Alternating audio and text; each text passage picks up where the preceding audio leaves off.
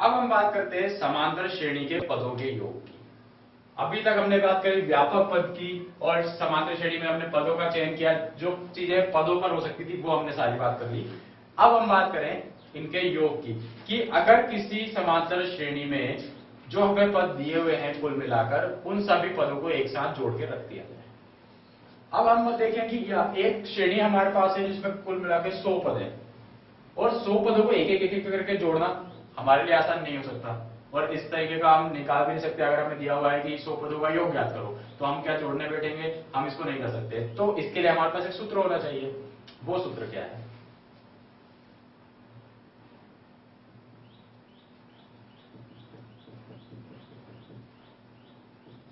समांतर श्रेणी के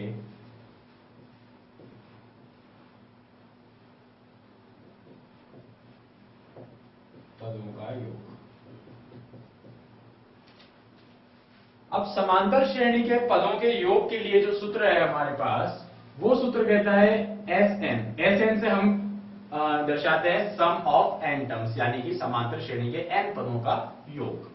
ये होगा n/2 गुणा 2a प्लस n-1 गुणा d।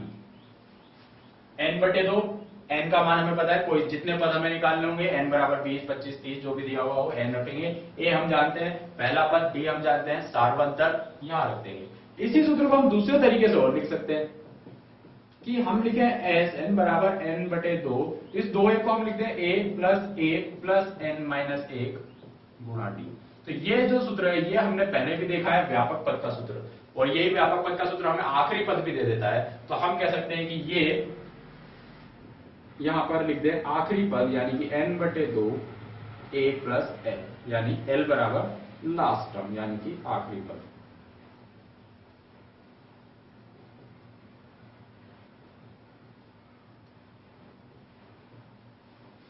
तो ये दो सूत्र हमारे पास हो जाएंगे समांतर श्रेणी के n पदों के योग का ज्ञात करने के लिए।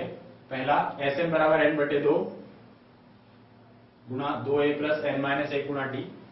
ये हो जाएगा n/2 गुणा a प्लस l जहां पर होगा आखिरी पद यानी लास्ट टर्म।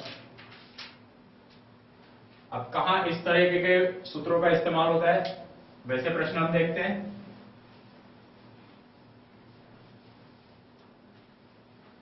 तो पहला प्रश्न कहता है कि 20 पदों का योग ज्ञात करना है, और श्रेणी है 1, 4, 7, 10। 1, 4, 7, 10 ये हमारे पास श्रेणी है।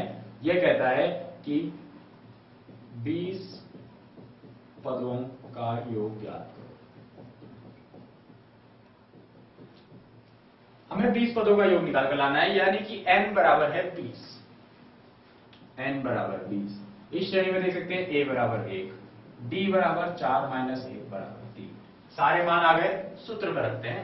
सूत्र है हमारे पास Sn बराबर n/2 गुणा 2a प्लस n-1 गुणा d।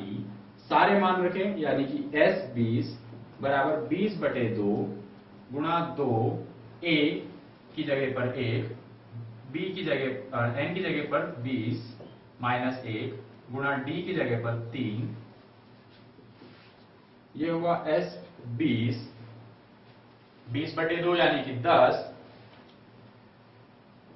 गुणा 2, यह हो गए 19, और 19 गुणा 3,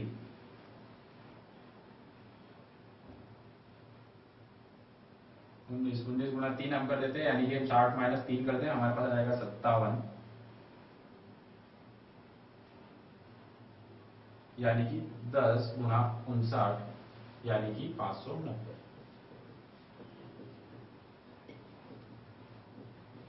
तो 20 पदों का योग 590। हमने कुछ नहीं किया, केवल सूत्र में मान रखे।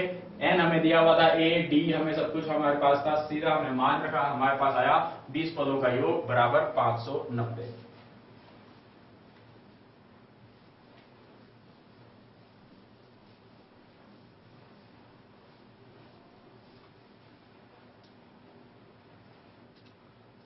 अब ये कहता है अगला प्रश्न कि सभी प्राकृत संख्याएं, ऐसी प्राकृत संख्याएं जो 3 अंकों की होती है, तो 3 अंकों वाली ऐसी प्राकृत संख्याएं जो 7 से विभाजित हों, उनका योग ज्ञात करो।